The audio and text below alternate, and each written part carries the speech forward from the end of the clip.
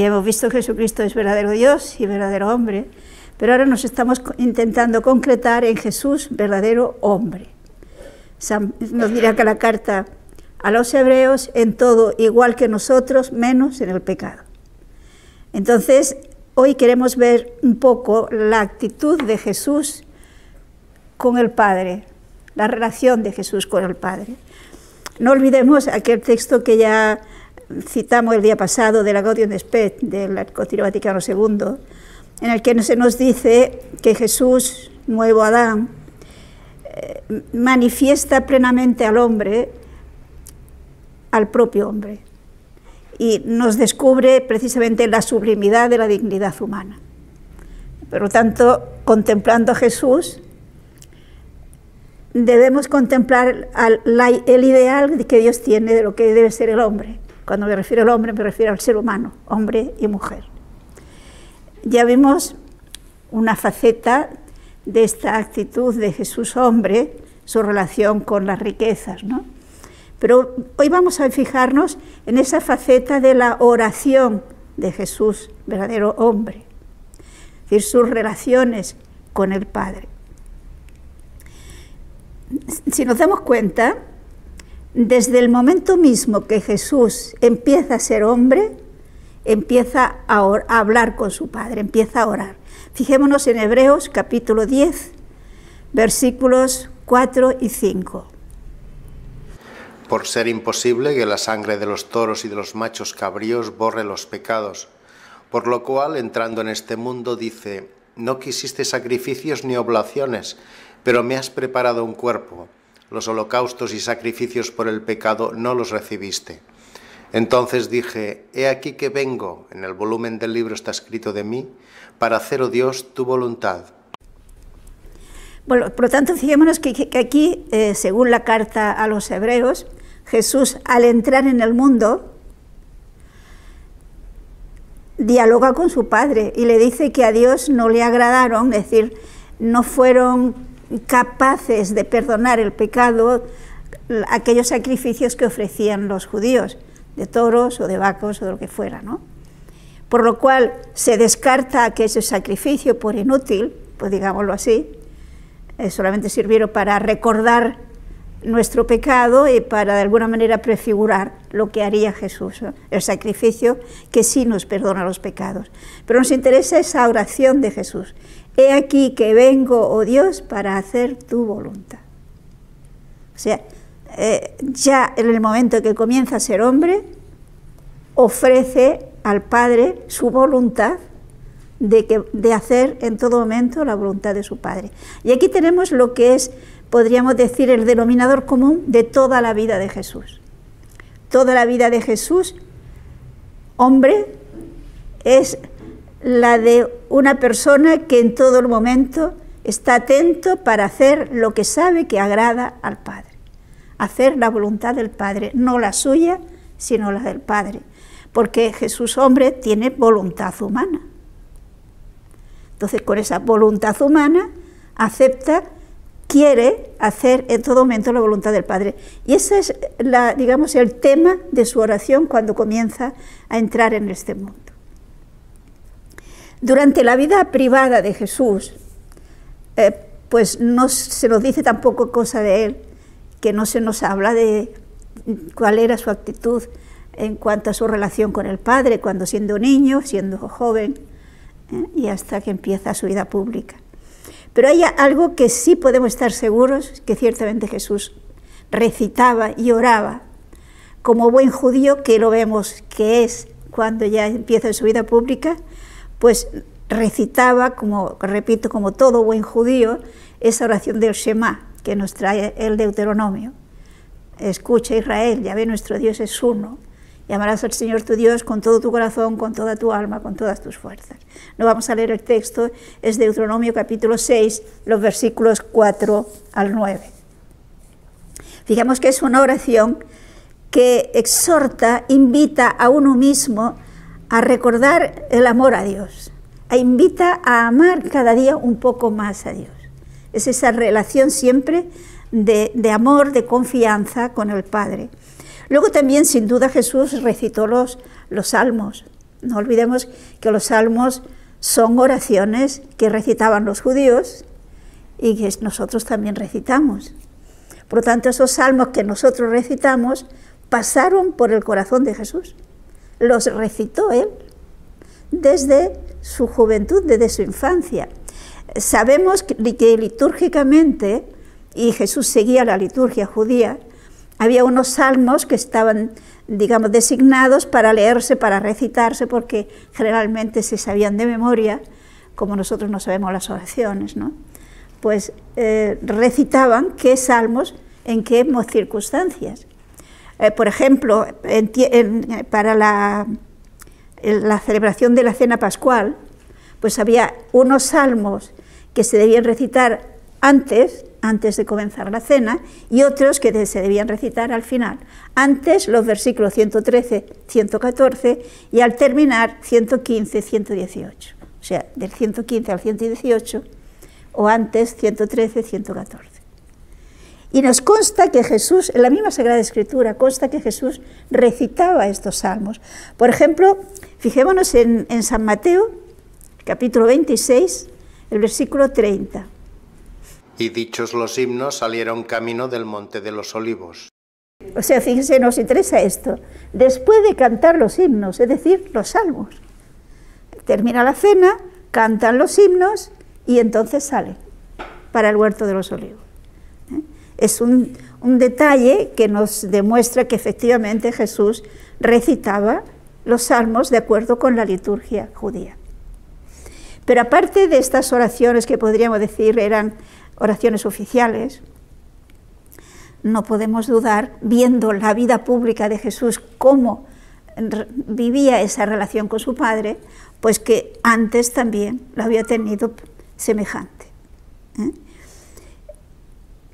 Ahora, fijémonos en lo que se refiere a la vida pública de Jesús, en las que sobre todo San Lucas nos recuerda, nos trae esa actitud continuada de Jesús en su relación con el Padre, esa actitud de oración de Jesús con el Padre. Por ejemplo, fijémonos ya el mismo día de su bautismo, en el mismo momento que Jesús se bautiza en el Jordán, San Lucas, los otros no, pero San Lucas nos dice que Jesús oró. Podemos verlo en el capítulo 3 de Lucas, el versículo 21.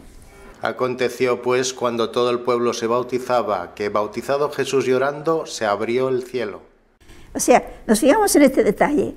Cuando todos se iban a bautizar allí al Jordán, con Juan Bautista, Jesús también va a bautizarse, y se nos dice que Jesús, dice San Lucas, mientras oraba, mientras se bautizaba, oraba.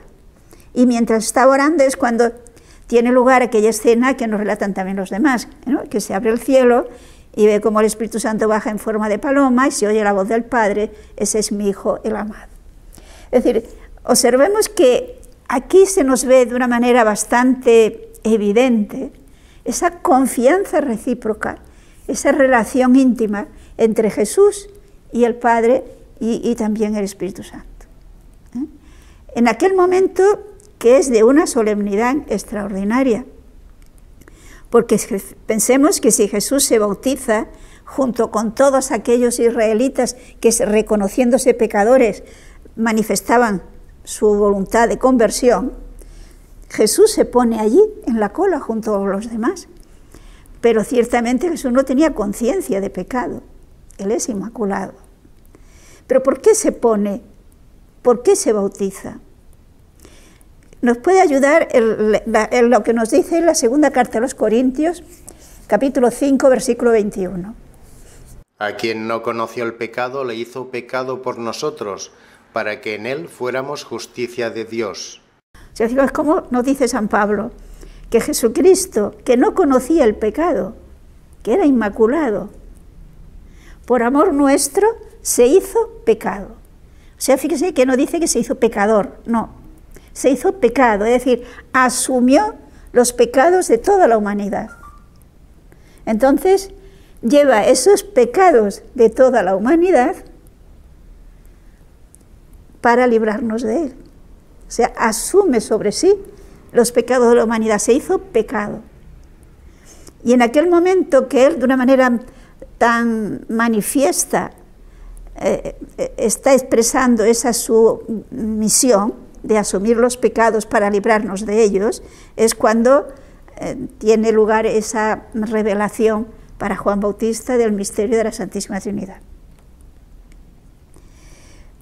Pero sería bueno que captásemos, que no es fácil, esa confianza que refleja todos los textos que ahora iremos viendo, unos cuantos más, la actitud de Jesús que refleja esos textos, esa actitud de confianza filial con el Padre, yo diría incluso de descansar en el diálogo con el Padre. Por ejemplo, San Lucas nos habla de una costumbre de Jesús. Veamos en el capítulo 5 de Lucas, los versículos 15 y 16. Cada vez se extendía más su fama y concurrían numerosas muchedumbres para oírle y ser curados de sus enfermedades, pero él se retiraba a lugares solitarios y se daba a la oración. Fijémonos que aquí San Lucas nos habla de una costumbre. No dice él se retiró, sino él se retiraba.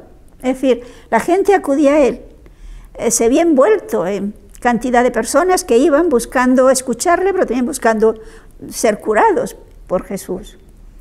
Y en medio de esa ir y venir de la gente, de ese sentirse rodeado de gente en aquella situación, era más difícil poder tener la serenidad para entablar ese diálogo con el Padre. Por lo tanto, San Lucas nos dice que tenía esa costumbre, buscaba los lugares solitarios para dedicarse a la oración, para darse a la oración, para pasar ratos de diálogo con su Padre.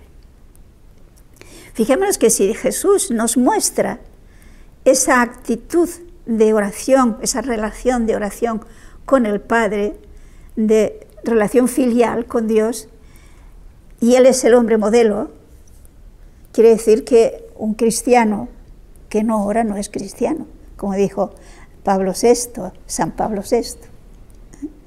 Una persona que no ora no es cristiano, no se parece a Jesús. Si eso era algo fundamental en la vida de Jesús, algo habitual en Él. Veamos otro texto, en el mismo Lucas, capítulo 6, versículo 12. Aconteció por aquellos días que salió él hacia la montaña para orar y pasó la noche orando a Dios. O sea, observamos un detalle muy importante también. El momento de la elección de los 12 apóstoles es un momento muy importante de la vida de Jesús.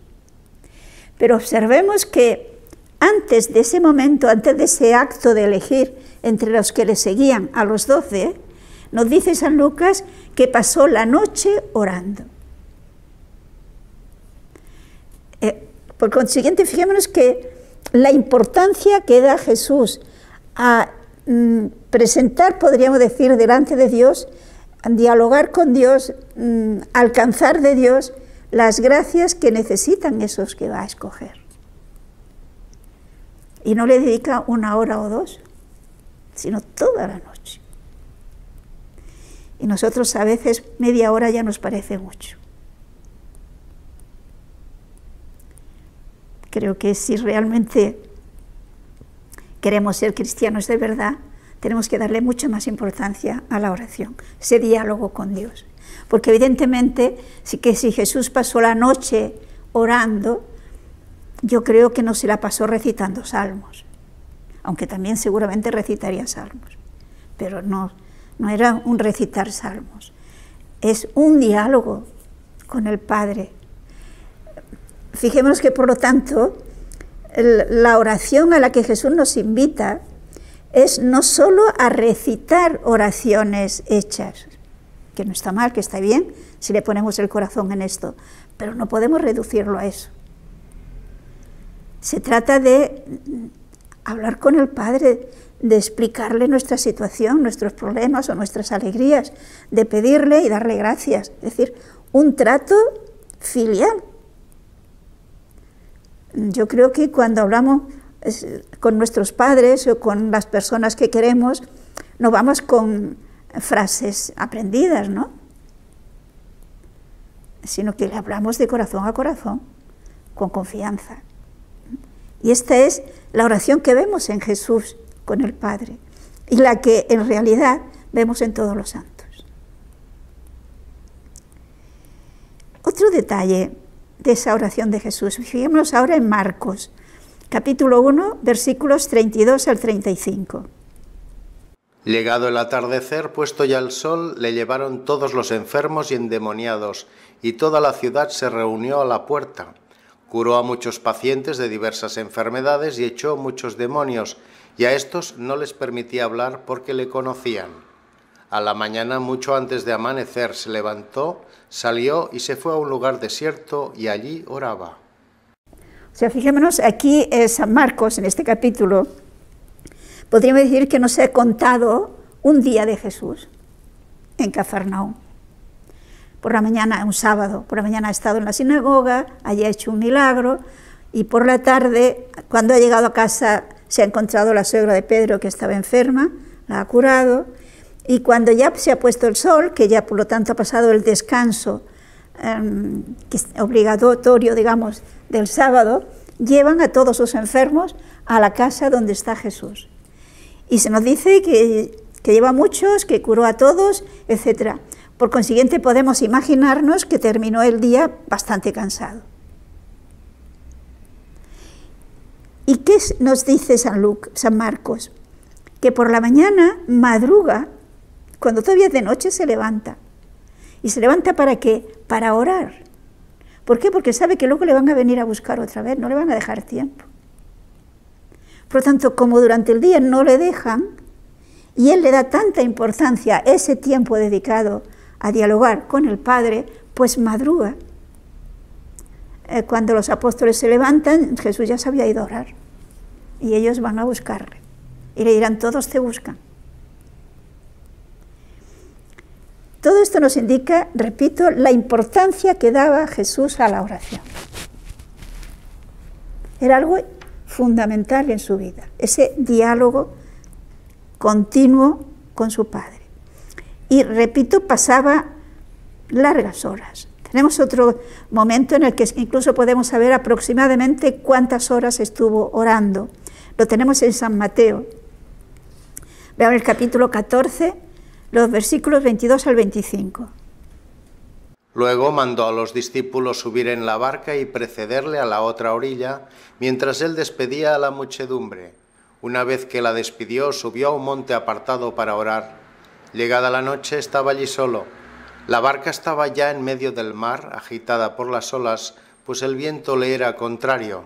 En la cuarta vigilia de la noche vino a ellos andando sobre el mar. Situémonos en aquel contexto.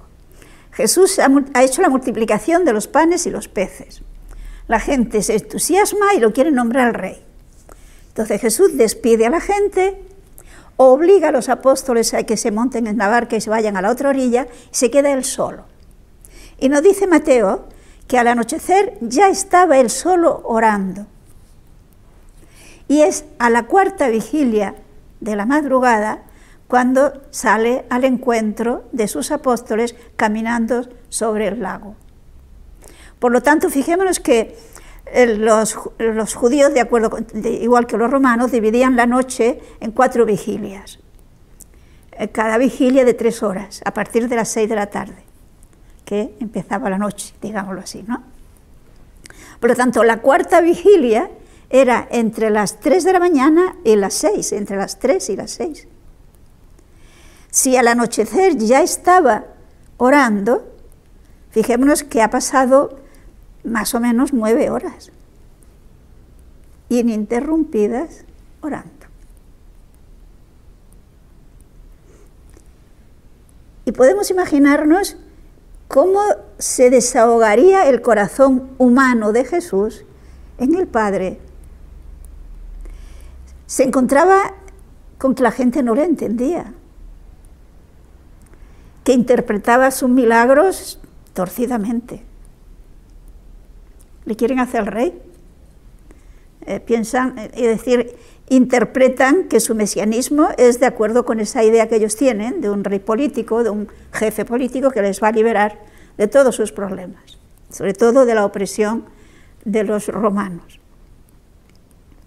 Y Jesús, como que ni los apóstoles, porque se ve que los apóstoles también se animaron a ello, pues los despide a todos y él solo se va con el Padre. El Padre sí que lo entiende.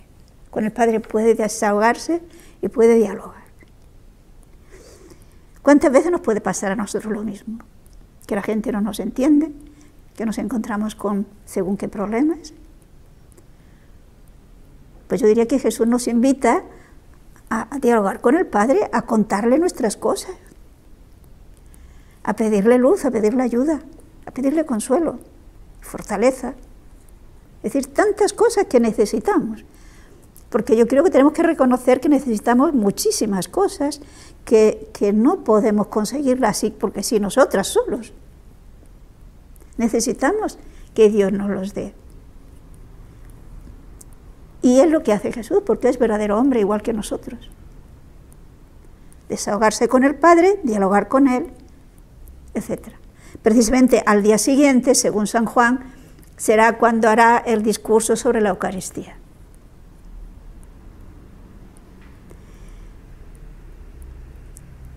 Otro detalle más. Veamos en el capítulo 9 de Lucas, los versículos 28 y 29. Aconteció como unos 8 días después de estos discursos, que tomando a Pedro, a Juan y a Santiago, subió a un monte a orar. Mientras oraba, el aspecto de su rostro se transformó, su vestido se volvió blanco y resplandeciente. O sea, fijémonos que aquí tenemos una situación que es muy interesante. Jesús, como tantas veces, ha subido a orar a un monte, un lugar solitario, y en este caso ha llevado consigo a 3 de sus discípulos más cercanos, podríamos decir Pedro, Santiago y Juan. Y es, dice el texto, mientras estaba orando, que Jesús se transfiguró. Y tiene lugar esa escena que nos cuenta, en la que San Pedro, entusiasmado, quiere hacer 7 tiendas, etc. Se siente en el cielo. Fijémonos que precisamente es la oración la que nos va transfigurando a nosotros. Ese contacto, ese diálogo con Dios, si es auténtico diálogo con Dios, es el que nos va dando luz, fortaleza y nos va cambiando por dentro. Nos va transfigurando. Una persona que no ore difícilmente podrá asumir el pensamiento de Dios, la mentalidad de Dios. Y fijémonos lo que nos dice San Pablo en Romanos capítulo 12, el versículo 2. Que no os conforméis a este siglo, sino que os transforméis por la renovación de la mente, para que sepáis discernir cuál es la voluntad de Dios, lo que es bueno, lo que es agradable, lo que es perfecto. O sea, observemos que San Pablo nos invita a que transformemos nuestra mente, que no tengamos la mentalidad del mundo, sino que vayamos adquiriendo, por decirlo así, la mentalidad de Dios, para que de esta manera podamos conocer cuál es la voluntad de Dios en cada momento para nosotros, qué es lo mejor para nosotros, qué es lo mejor en nuestra actitud. Esto sin la oración difícilmente lo podremos adquirir. Con lo cual llegamos a la conclusión que si no oramos y no oramos suficientemente, tendremos la mentalidad mundana. Pensaremos, razonaremos y actuaremos pues como actúa la mayoría de la gente. Y de hecho, fijémonos cuántos y cuantísimos cristianos hay que van a misa, que rezan, que hacen algunas cosas buenas, pero luego su actitud en la vida no se distingue en nada del que no va a misa. Esto que a veces la gente dice, ¿y este va a misa o esta va a misa?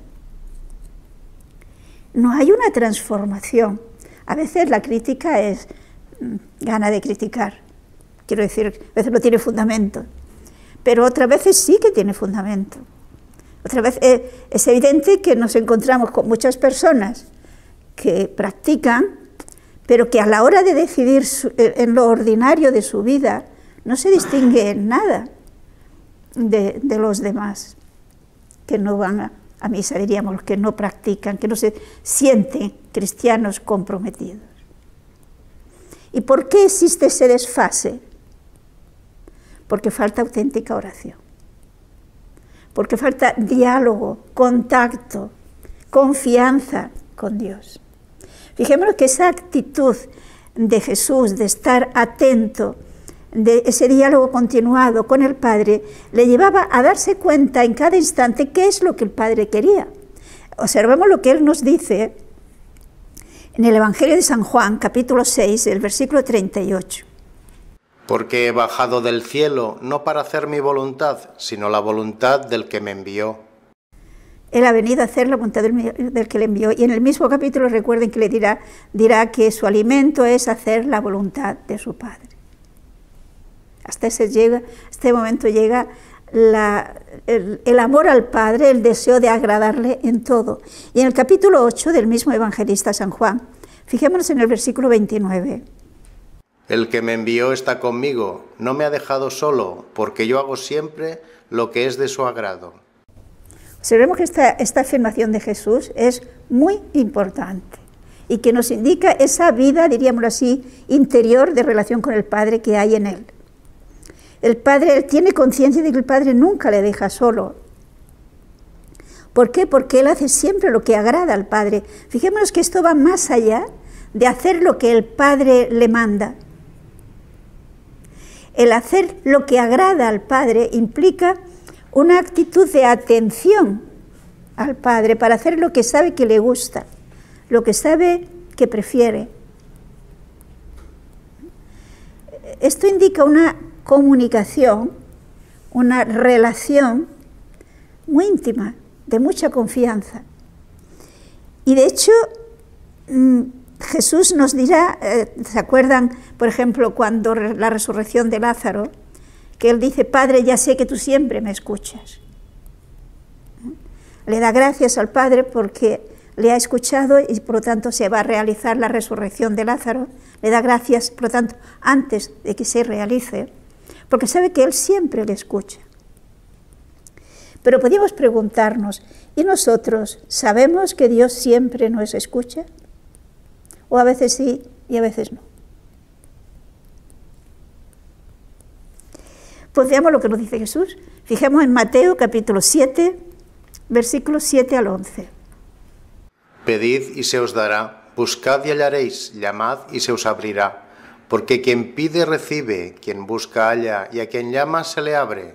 Pues ¿quién de vosotros es el que si su hijo le pide pan le da una piedra, o si le pide un pez le da una serpiente? Si pues vosotros siendo malos sabéis dar cosas buenas a vuestros hijos, cuánto más vuestro Padre que está en los cielos dará cosas buenas a quien se las pide. O sea, fijémonos que aquí Jesús afirma categóricamente, llamad y se os abrirá, pedid y recibiréis, etc. Y nos pone el ejemplo de que padre a su hijo le da una piedra si le está pidiendo pan, en fin, etc. Es decir, qué padre, qué madre da a sus hijos cosas malas, cosas que sabe que le va a hacer daño? No. Pero si el hijo tiene una necesidad y se la manifiesta al padre, el padre le escucha. Pues Jesús nos dice que el Padre nos escucha. Es más, ¿se acuerdan aquella parábola que pone en el San Lucas, en el capítulo 11?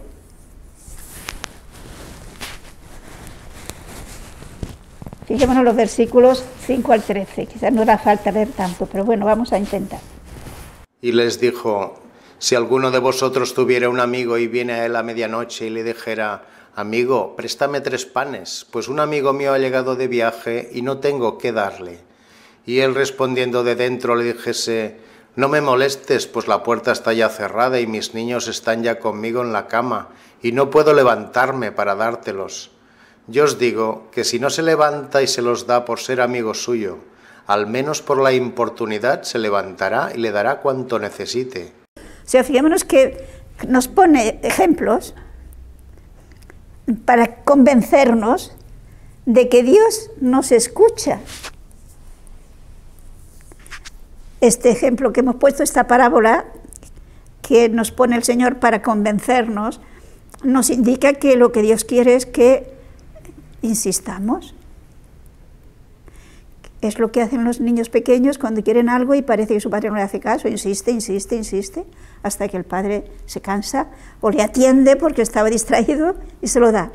En el caso de Dios no se distrae. Lo que pasa es que quiere que adquiramos conciencia de que no lo necesitamos y que adquiramos conciencia de que tenemos un Padre. Veamos en el mismo Lucas, en el capítulo 18, el versículo 1. Vamos a leer solo el 1 porque el resto yo creo que lo recordamos. Les dijo una parábola para mostrar que es preciso orar en todo tiempo y no desfallecer.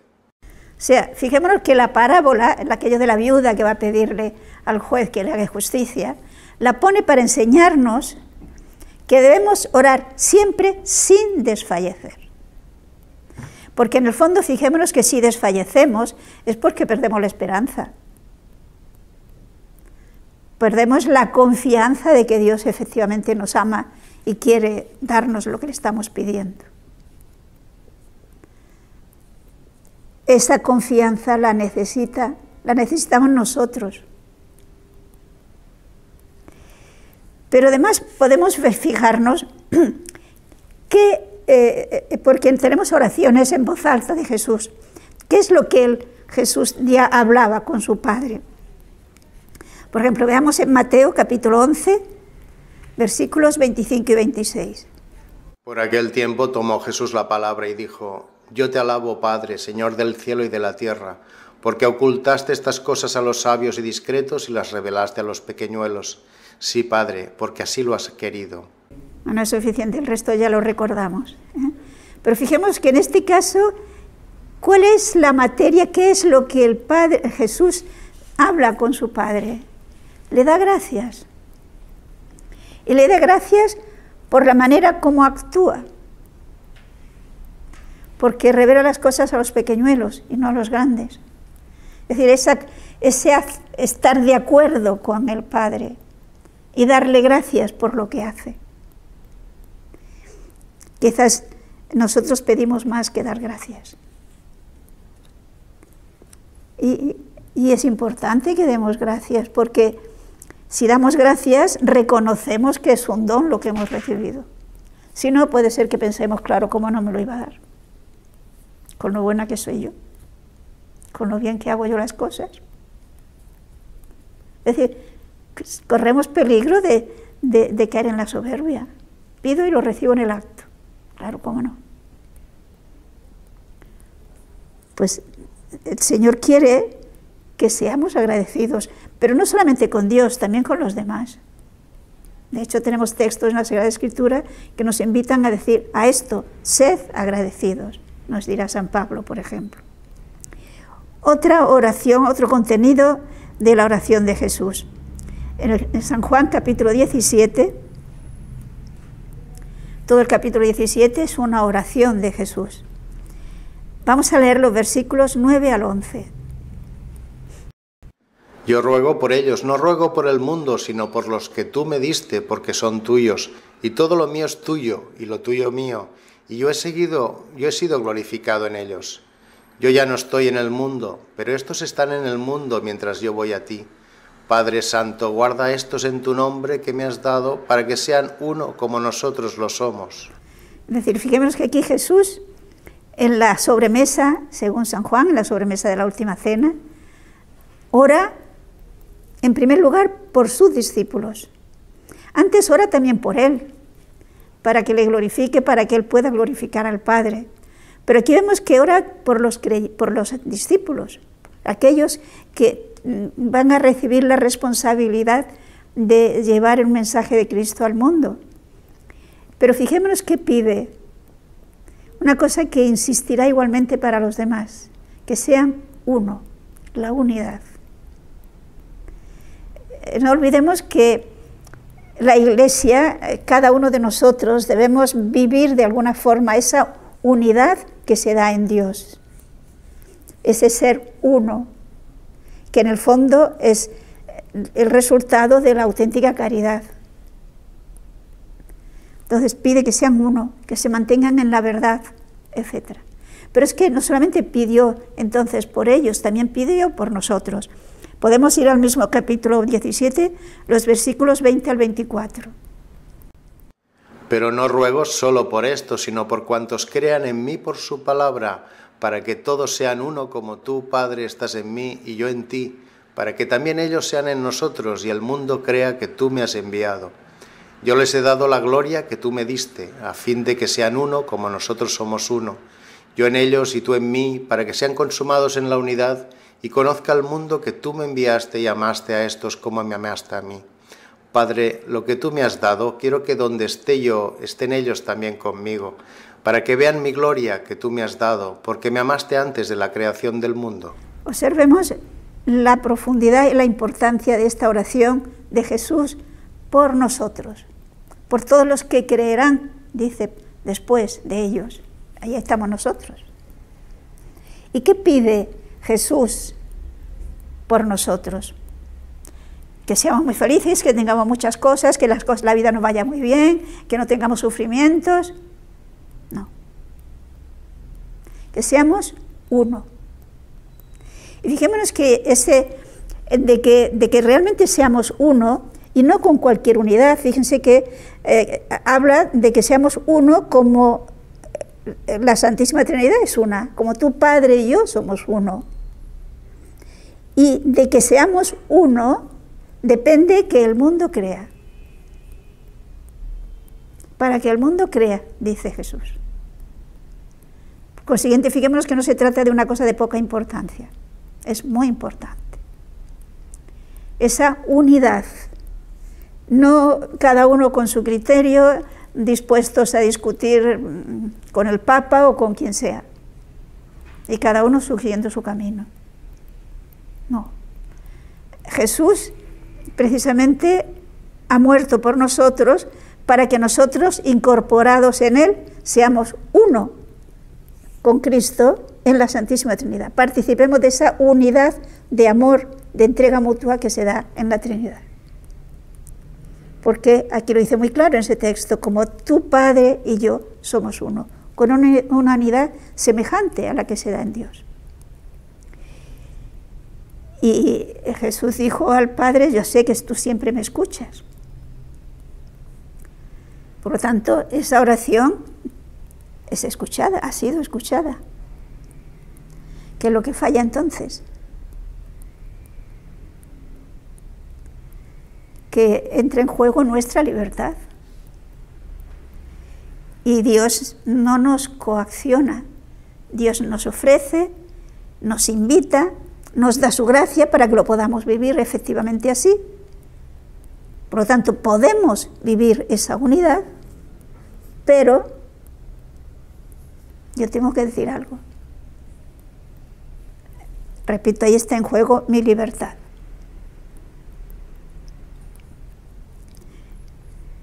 Lo que es todavía más interesante y, digamos, más impactante es ver la actitud de Jesús en los momentos difíciles, los momentos más duros de su vida, que fue precisamente en la pasión. Recordemos que Jesús nos dijo, cuando nos dijo cómo teníamos que orar, así debéis orar, cuando los apóstoles le dijeron, enséñanos a orar, enseñó el Padre Nuestro. Fijaos que en el Padre Nuestro nos enseñó a decir, perdona nuestras ofensas, así como nosotros perdonamos a los que nos ofenden. Y añadió, porque si vosotros no perdonáis, etc. Y hay incluso parábolas, la que nos dice que debemos perdonar no 7 veces, sino 70 veces 7. Es decir, el tema del perdón, Jesús lo repite. Pero Él es el modelo. Fijémonos, un momento en el que realmente parece más difícil perdonar. En el momento en que le están torturando. Le podemos leer en Lucas capítulo 23, versículos 33 al 34. Cuando llegaron al lugar llamado Calvario, le crucificaron allí y a los 2 malhechores, uno a la derecha y otro a la izquierda. Jesús decía, Padre, perdónales porque no saben lo que hacen. Dividiendo sus vestidos, echaron suerte sobre ellos. Lo hemos escuchado muchas veces, pero paremos un momento y pongámonos en su lugar. Es el momento en el que, dice San Lucas, le están crucificando. Ya sabemos lo terrible de este suplicio. Fíjense que Lucas nos dice que Jesús decía, no dijo una vez, decía, por lo tanto lo decía una vez y otra vez. Padre, perdónalos, no saben lo que hacen. Es decir, a aquellos mismos que le estaban martirizando, que le estaban torturando, no solamente Él le ha perdonado, sino que pide que el Padre también les perdone. Y los disculpa, no saben lo que hacen. Realmente, digamos que la maldad les cegaba y no sabían lo que hacían. Pero yo creo que esto pasa siempre, o al menos casi siempre. Si supiéramos las consecuencias finales de nuestros actos, creo que hay cosas que no las haríamos.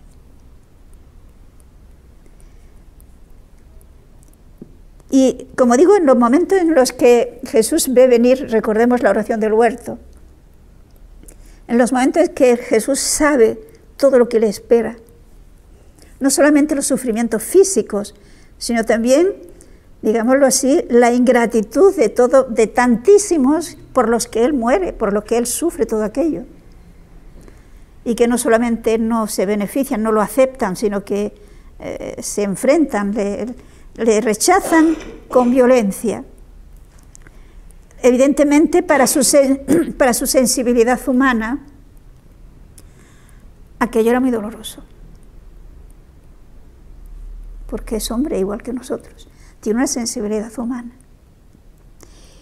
¿Y qué es lo que hace? No sé si hace falta leer el texto, tenemos por ejemplo en Mateo 26, versículos 37 al 44.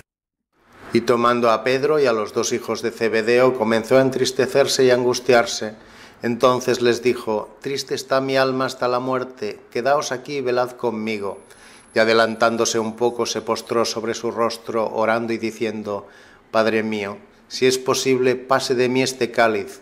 Sin embargo, no se haga como yo quiero, sino como quieres tú. Y viniendo a los discípulos los encontró dormidos y dijo a Pedro, de modo que no habéis podido velar conmigo una hora. Velad y orad para no caer en la tentación. El espíritu está pronto, pero la carne es flaca. De nuevo, por segunda vez, fue a orar, diciendo, Padre mío, si esto no puede pasar sin que yo lo beba, hágase tu voluntad. Y volviendo otra vez los encontró dormidos, tenían los ojos cargados. Dejándolos de nuevo, se puso a orar por tercera vez, diciendo aún las mismas palabras. Bueno, quizás no vamos a leer más porque más o menos lo conocemos. O sea, observemos que aquí vemos, podríamos decir, por una parte, la reacción de su sensibilidad humana, que siente rechazo al sufrimiento como cualquiera de nosotros. Pero hay su voluntad libre, que superando ese sentimiento, esa sensibilidad, quiere positivamente que se haga la voluntad del Padre, no la suya.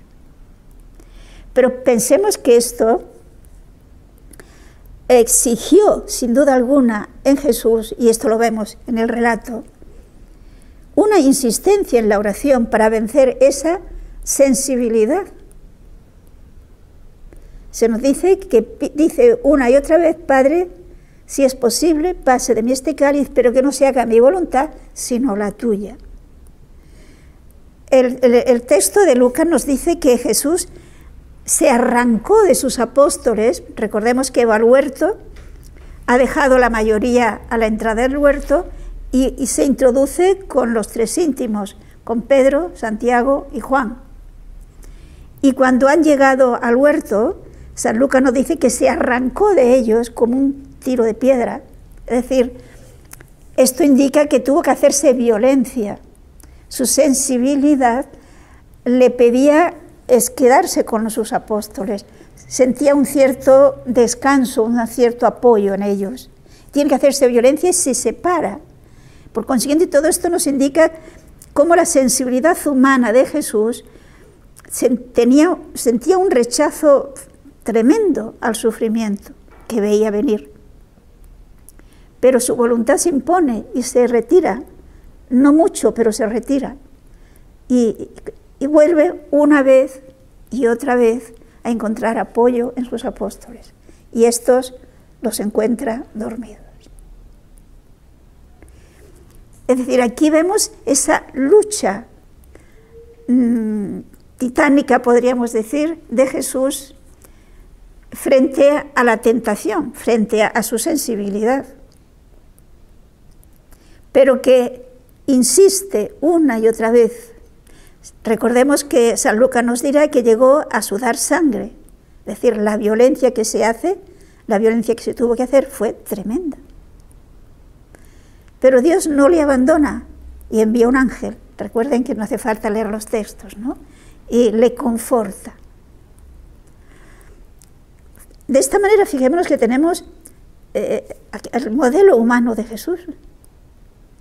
¿Qué tenemos o debemos hacer en momentos duros de la vida? En los que quizás no sentimos atracción para hacer la oración. Vemos que Jesús se tiene que hacer violencia para arrancarse. Pero la necesitamos más que nunca la oración en ese momento. Como la necesitó Jesús, verdadero hombre. Y por lo tanto, la convicción, porque debemos movernos, debemos actuar, no movidos por la sensibilidad, no movidos por lo que nos gusta, sino por nuestra inteligencia iluminada por la fe y nuestra voluntad libre. Y por lo tanto, hemos de darnos cuenta que en ese momento necesitamos especialísimamente la ayuda de Dios. Y hemos de buscarle e insistir. Y ciertamente Dios vendrá en nuestra ayuda. Hay un texto que es muy significativo en Marcos 11:24. Por esto os digo, todo cuanto orando pidiereis, creed que lo recibiréis y se os dará. Fijémonos en este texto y es palabra de Dios. Todo lo que pidamos en la oración, creamos que ya lo hemos recibido, dice según el texto original, y lo recibiremos. Esa confianza absoluta que Dios me escucha y que Dios me lo da. Y si no me da eso que le pido, porque Él comprende que no es lo mejor para mí, me va a dar otra cosa mejor. Pero mi oración es escuchada. Y eso es lo que vemos en Jesús. Recordemos que Jesús, que en la cruz se siente abandonado del Padre y abandonado de todos, cuando llega el momento de la muerte, deposita su confianza en el Padre. Padre, en tus manos encomiendo mi espíritu. Es decir, Jesús sale de este mundo orando, sale de este mundo poniéndose confiadamente en las manos del Padre. Ha entrado en el mundo pidiendo a Dios que venga a hacer tu voluntad y sale del mundo diciendo, en tus manos encomiendo mi espíritu. Este es el modelo, este es el hombre modelo al que nosotros debemos imitar, porque somos cristianos, estamos incorporados en Cristo. Tenemos la ayuda de la gracia para avanzar en ese terreno y podemos conseguirlo, porque los santos lo han conseguido y son seres de carne y hueso igual que nosotros. Por lo tanto, ánimo e insistir en la oración porque veremos nuestra vida transformarse y ayudar a transformar a muchos otros.